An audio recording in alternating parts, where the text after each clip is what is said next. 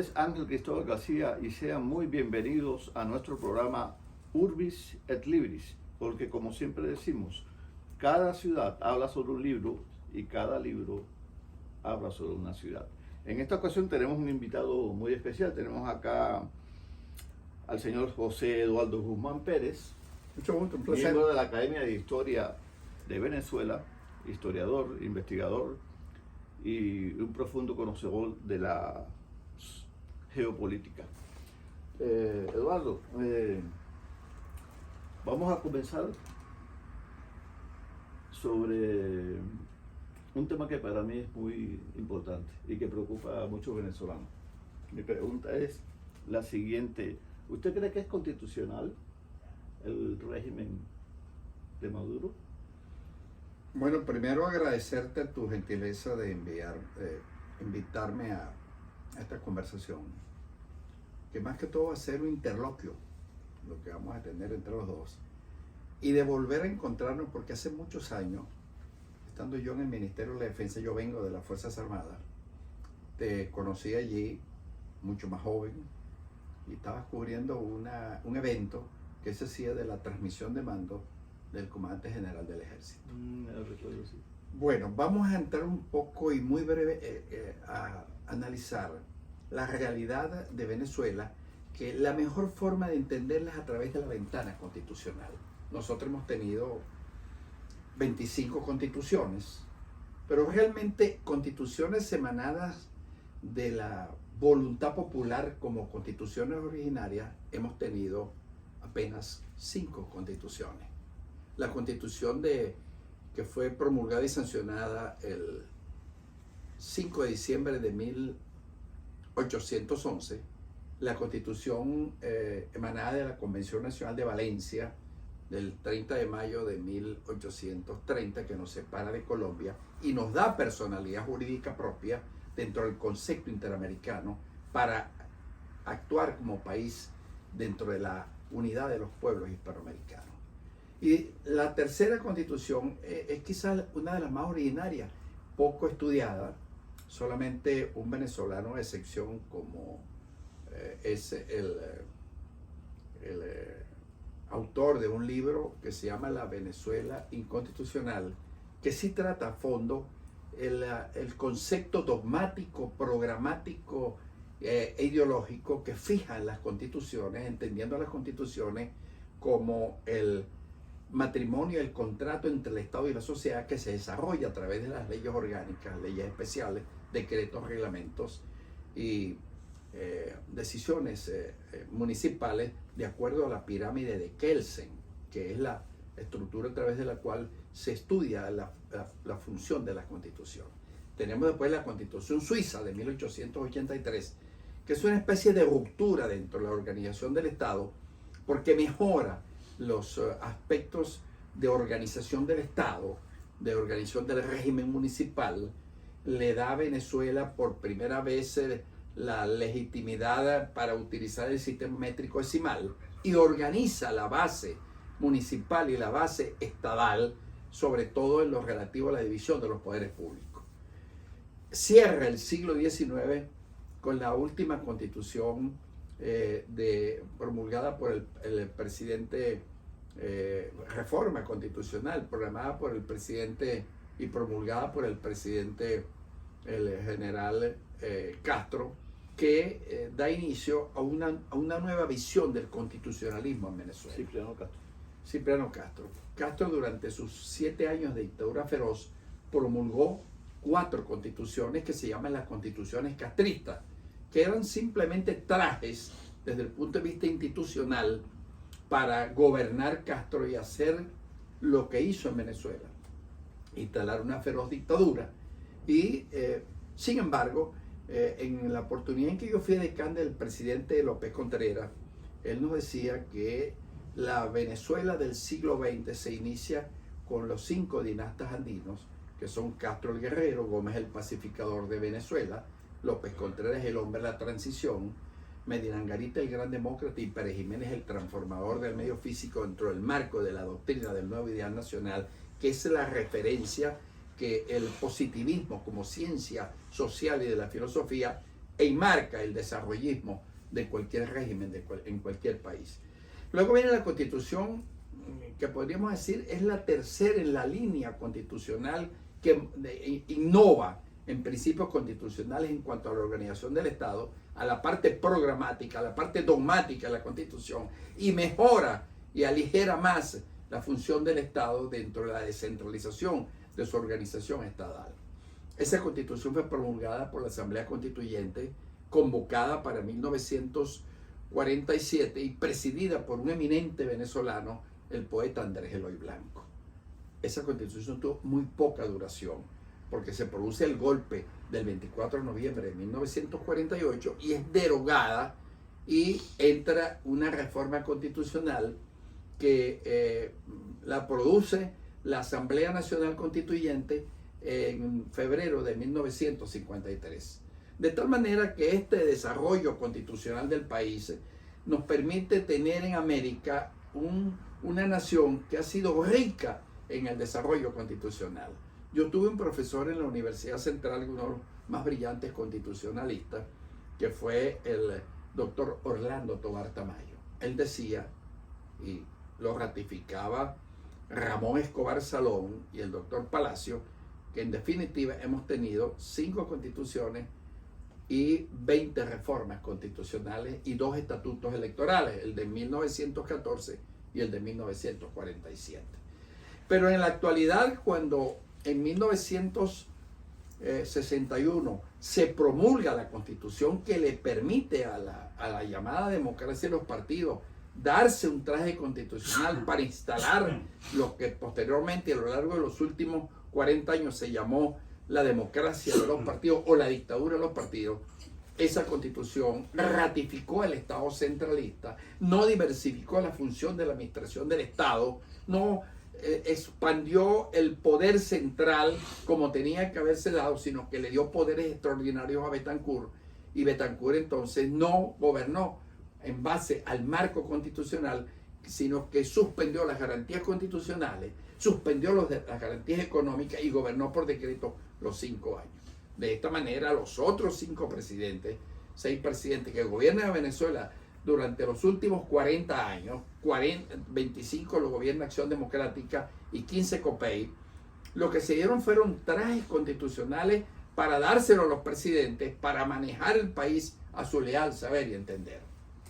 En 1998, indudablemente, se rompe una estructura política, se rompe un proceso político histórico con la llegada de Chávez al poder. Eso indudablemente era crónica de un triunfo anunciado. El país en ese momento tenía grandísimos problemas fundamentales de orden político, de orden militar y de orden de la necesidad que tenía el país de renovar los mandos políticos y los mandos militares de Venezuela. En la Constitución de 99 no sucedió lo que todos esperábamos. Recientemente oíamos una exposición del congresista Pablo Medina, que fue uno de los que no firmó esa Constitución, sí, con otros 5 parlamentarios en una de las asambleas constituyentes más trascendentales, como fue la del 99, convocada por Chávez, donde él fijó las bases comiciales para que se convocara, no estando previsto en la Constitución de 61 la posibilidad de hacer una asamblea constituyente, porque ni en el texto constitucional ni en la parte orgánica de la Constitución se establecía que se podía hacer una asamblea constituyente. Pues se valieron de una Corte Suprema de Justicia del momento, presidida por Cecilia Sosa, que guardó silencio, como guardó silencio la sala plena, de que tampoco se podía convocar un referéndum consultivo para que el pueblo dijera si se quería o no hacer una constituyente. De tal manera que lo que emana de allí, mi querido amigo, es una constitución inconstitucional, ilegítima de origen y por supuesto de funcionalidad para manejar el aparato del Estado. Ana Eduardo, si me permites un comentario, yo creo también que hay un antecedente ahí interesante desde que Chávez juramentado usaba una frase totalmente irónica cuando dice, aquí estoy juramentando sobre la moribunda. Es decir, ese era un plan ya que ya venía preconcebido de cambiar la Constitución porque le molestaban sus zapatos para sus planes. Había que hacer un cambio, había que hacer una constituyente. Y hace esa propuesta. Ahora, a mí siempre me llama la atención que personas así tan preclaras, tan inteligentes, los mismos los abogados, hermanos Escarrá, eran personas, independientemente del papel que jugaron después, eran personas también inteligentes y que sabían derechos constitucionales. Está también el diputado Medina, como acaba usted mismo de decir, que también participó en la constituyente. Hubo un grupo de gente que eran mentes claras, es decir, muy inteligentes, personas que sabían lo que estaban haciendo, y me imagino que muchos harían un esfuerzo por tratar de cortarle el paso a lo que venía, pero sí, casi que fue imposible. Fíjate una cosa, esos 5 constituyentes que no firmaron la Constitución, que fueron los hombres que realmente deberían haber tenido la responsabilidad de crear la Constitución, porque los textos constitucionales se crean. Se crean los principios constitucionales, los principios dogmáticos, los principios programáticos y la estructura que se le va a dar al Estado desde el punto de vista jurídico. ¿Quiénes fueron? Pablo Medina, Charles Brever Carías, el otro fue el constituyentista Franceschi, faltan 2 que no la firmaron porque sabían que lo que se estaba allí sancionando. ¿Y Germán Escarrá lo firmó? Sí, Germán Escarrá la firmó. Y él fue uno, junto con Michelena, que hizo ese traje constitucional. Yo me recuerdo que en una reunión mía con Jorge Olavarría, para hacer algunas propuestas en materia de darle valor constitucional al sector agrícola y al sector ambiente, me dijo Jorge Olavarría, lo que le están haciendo es el uniforme que quiere Chávez, como el que le hicieron a Betancourt el año 61, para darle posibilidad para que hiciera el régimen criminal y dictatorial y que hizo Betancourt. Pero fíjate, hay algo que es importante y quiero que realmente se aborde, y el pueblo de Venezuela y la juventud de Venezuela, que no está comprometida con los horrores del pasado ni las complicidades del presente, que son los hombres que hoy tienen entre 25 y 30 años, que cuando Chávez llegó tenían 8 o 10 años, entonces no tenían la ratio política para entender lo que se le venía encima al país. Cuando se convoca a esa asamblea constituyente, no había posibilidad de hacerlo porque en la Constitución de 61 no estaba establecido convocar una constituyente. El legislador del 61 no previó esa constitución porque el Estado estaba estructurado desde el punto de vista dogmático y desde el punto de vista programático y el desarrollo de las leyes orgánicas y especiales. Entonces se valieron de un subterfugio que Escarrá es el que lo propone, la convocatoria a un referéndum consultivo para preguntarle al pueblo, fijando Chávez las bases comerciales de la pregunta: ¿quiere usted sí o no que se haga una constituyente? Ya ahí estaba implícito el carácter autoritario de lo que Chávez venía a proponer.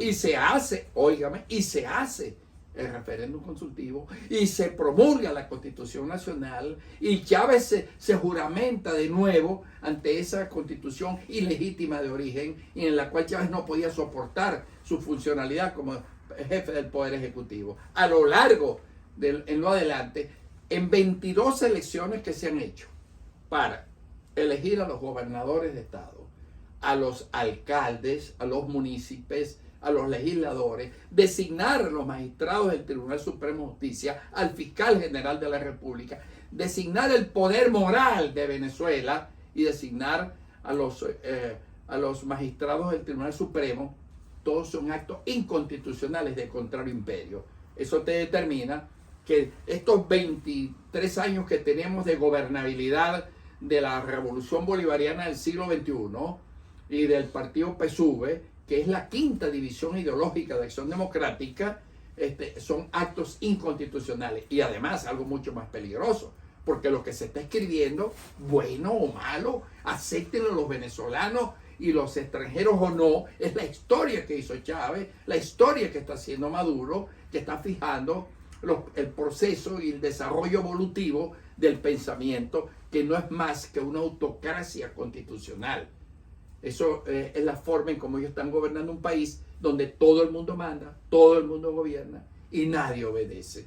De tal manera que cuando se cierra el proceso electoral, que Chávez lo matan, se enferma, se muere en Cuba, no se sabe nada de eso, no se tiene una partida de función dada por un médico legista que determine que Chávez no estaba apto y que murió, o que abandonó el cargo, o que renunció.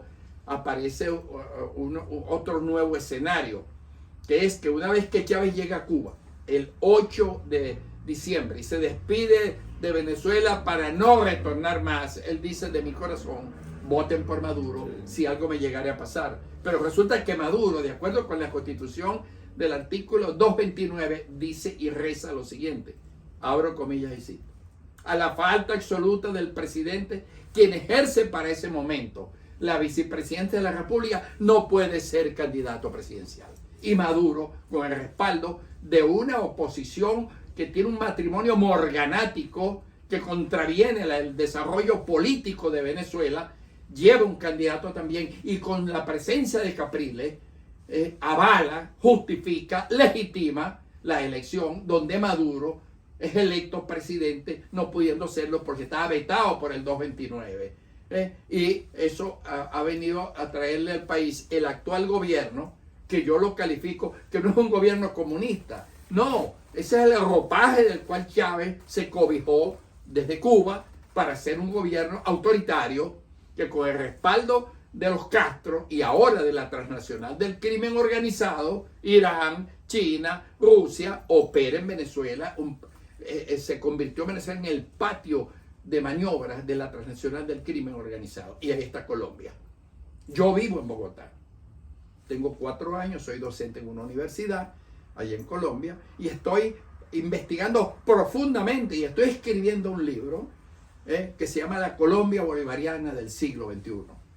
Ese es el título que le he dado a la evolución del proceso político colombiano de los 50 años de la administración liberal, desde la muerte de Gaitán hasta el comienzo del gobierno de Lleras, hasta el gobierno actual del presidente Duque, que ha sido el mayor fracaso en la historia política de la conducción del aparato del Estado colombiano. Un presidente muy culto, un presidente muy estudioso, que se educó aquí en los Estados Unidos con una beca de George Soros. De ahí pueden ustedes determinar el lineamiento político y la direccionalidad que le dio al manejo del Estado colombiano, dejando al país con una deuda de 87.000 millones de dólares, que es igual a la que tiene Venezuela con Rusia, y la recibió en 27.000 millones de dólares. De tal manera que esta visión muy corta, muy rápida, que le he hecho a usted, es necesaria que los pueblos de América, los pueblos de Venezuela, de Colombia y de todos los que están en la espina dorsal de los Andes, entiendan que el proceso político con el cual estos gobiernos socialistas disfrazados de comunistas están ofreciéndole lo que las democracias no le dieron y no respondieron a 4 escenarios: la educación, la formación para el trabajo, la disciplina social, el manejo de la administración del Estado eficiente y la inversión de los grandes presupuestos que tienen estos países. De esta manera creo que le he dicho a usted y al público y a quienes oyen esta intervención las razones por las cuales Maduro, Chávez son presidentes que han venido ejerciendo el poder en forma ilegítima, inconstitucional e irrecta. Bueno, le damos las gracias por esa aclaración. Por cierto, que yo tengo una pregunta. Quisiera que me la responda brevemente. La Constitución de los Estados Unidos plantea cuando falta el presidente, el vicepresidente se convierte en presidente automáticamente, prácticamente. Eso no va a elección. Si faltase el presidente, el vicepresidente, entonces the Speaker of the House se convierte en la presidenta. Exacto. Pero ahí sí hay obligación de llamar a votación. A elección. A elección, exactamente. ¿Por qué razón? En el planteamiento que él, obviamente, ya iba a haber una falta de poder con la muerte de Chávez. ¿Por qué razón se llama elecciones siendo Maduro vicepresidente? Es muy buena su acotación, lo que me indica que usted está claro en lo que ocurrió en esa gran trampa constitucional que hicieron. Fíjese, Maduro va a unas elecciones vetado por el artículo 229 de la Constitución, porque Escarrá alegó, y está un libro que ya tengo imprenta en Colombia, que se llama Tiempo y fases de la historia política de Venezuela, valiéndose del principio de que Chávez fue reelecto el 12 de octubre, sí, y de que como inmediatamente Cuba maniobra, pasan a Maduro de la Cancillería a la vicepresidencia y inmediatamente lo encargan como presidente encargado. Cuando Chávez se muere el 29 de diciembre, que es ya del dominio público, fallece, ya Maduro venía ejerciendo la presidencia como encargado, y como encargado de la presidencia alegaron que como había sido Chávez reelecto, no había necesidad de que el artículo 221 vetara a Maduro. En cambio, fíjese usted, ahí sí la respuesta es concreta. Cuba le tenía miedo a Diosdado Cabello, porque por mandato de la Constitución Nacional, a la falta absoluta, muerte del presidente, renuncia o incapacidad para ejercer la presidencia, dice la Constitución, lo debe suplir el presidente de la Asamblea Nacional y convocar elecciones en los próximos 30 días. Y en caso de muerte, como dice la Constitución de los Estados Unidos, del vicepresidente o incapacidad del vicepresidente, el Congreso Nacional, en ese caso la Asamblea Nacional, elegirá un candidato con la votación de toda la Cámara en pleno. Pero el asunto es que a los cubanos no les gustaba Diosdado Cabello, y eso se vio la noche que el presidente Chávez se despidió de Venezuela para no retornar más al país. Cuando se puso del lado izquierdo, se puso a Maduro, y del lado derecho al presidente de la Asamblea Nacional. Pero como Chávez estaba conteste de que el hombre que los Castros querían, que respondía a los intereses de los Castros, era Nicolás Maduro, entonces lo nombra presidente, porque Maduro venía de toda una formación en una institución que funciona en las antiguas instalaciones de la KGB en Cuba, en Valle Picadura, para prepararlo. Por eso lo tuvo de canciller, un hombre que no tenía formación diplomática, pero le estaba dando vigencia en el mundo internacional para que lo conocieran. Esa es una de las razones por las cuales Maduro llega presidente, Diosdado Cabello no es presidente, que es lo que yo llamo el juego de la historia. La historia es el recuento de los hechos inmodificables del pasado para tratar de prever los hechos impredecibles del futuro. Yo tuve un profesor, un eminente venezolano, que lo recuerdo mucho, en la Universidad Central de Venezuela, que nos dio sociología jurídica, que nos decía: la historia es la sucesión de sucesos que se suceden sucesivamente. Me gustó la frase. Bueno, hasta aquí nuestro segmento de hoy. Le damos gracias por su atención y lo invitamos a otro programa de Urbis et Libris, porque como siempre todos los libros hablan sobre una ciudad y casi todas las ciudades tienen un libro. Y como decíamos en el segmento anterior, que ustedes me dirán, bueno, ¿qué relación tiene hablar de constituciones con el libro que vamos a presentar? Tiene mucha relación. En primer lugar, estamos entrevistando a una persona que muy importante, un académico. Yo conocí la Academia de Historia de Venezuela. Hice incluso pininos ahí como pasé algunos cursos también. Mi esposa Felicia también pasamos un curso. Recuerdo que allá se impartían bastantes cursos de aproximación de periodistas y escritores, ¿no? Y pasamos un curso muy, muy bonito allá, ¿verdad? Nos dieron hasta un certificado de todo. Bueno, nunca pretendí ser académico, no me correspondía, no soy un historiador. Entonces queremos presentarles hoy a la audiencia el libro What I Saw on the 3 November 2020. lo que vi en las elecciones del 2020. ¿Qué fue lo que vio el señor Eduardo en esas elecciones? Mira, esta es una investigación que la motivó un médico de origen venezolano, el doctor Richard Smith, que trabaja en Orlando. Y en una serie de conversaciones que tuvimos, yo tenía ya hecho un pequeño análisis sobre el desenvolvimiento de la geopolítica norteamericana a partir de la finalización de la guerra de Corea.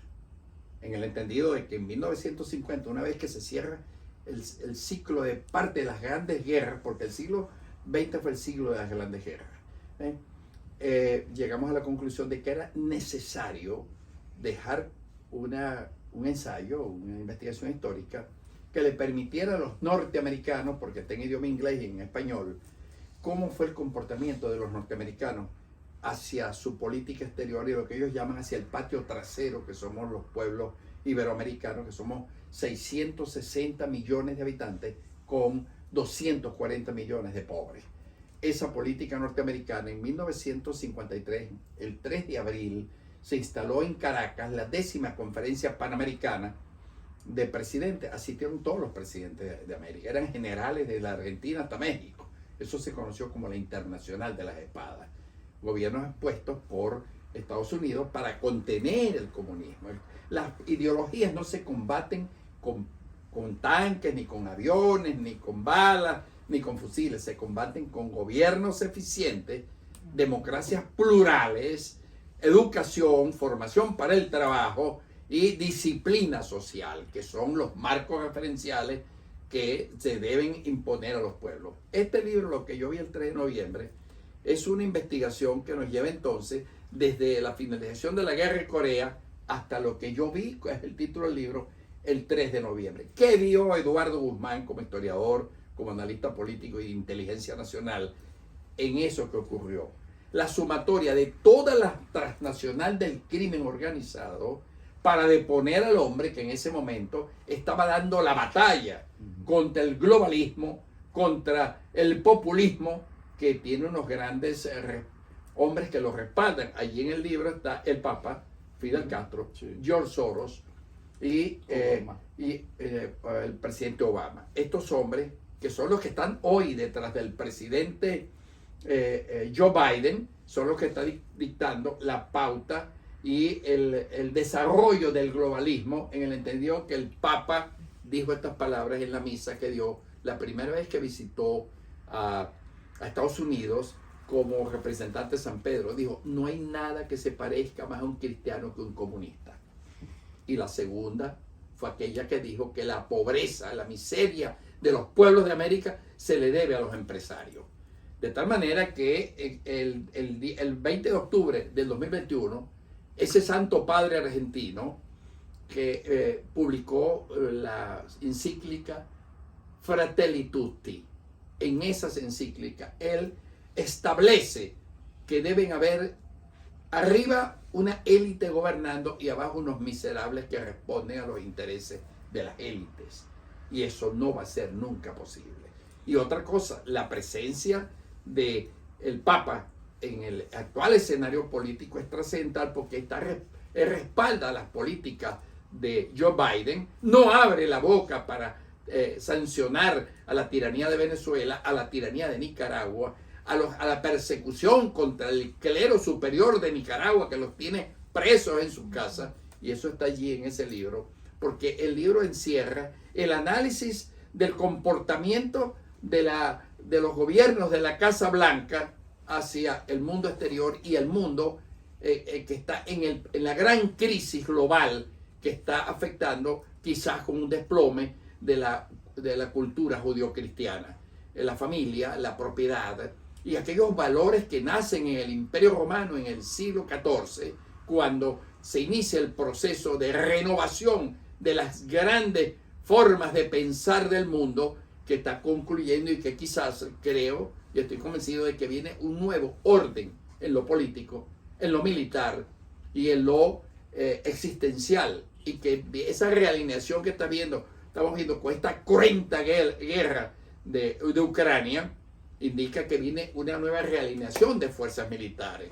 Estados Unidos necesariamente va al final a pactar con Israel, va a pactar con Rusia después que caiga la tiranía de Putin y uno de los hombres más peligrosos que ha parido la humanidad. Y por el otro lado vendrá una alianza de China, quizás con la India.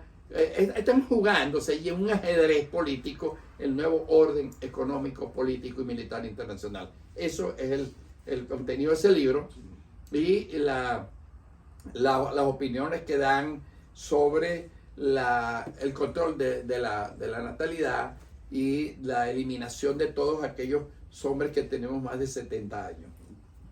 ¿Dónde podemos conseguir el libro? Ese libro está en Amazon y ese libro, esa es la tercera edición. Ese libro se publicó para finales de febrero del 2021 y esa es esa edición que tiene usted. Yo recientemente llegué donde mis amigos, la familia Medina Carrasco, quienes me dieron su oportunidad de estar con ellos, y ha sido una vivencia extraordinaria.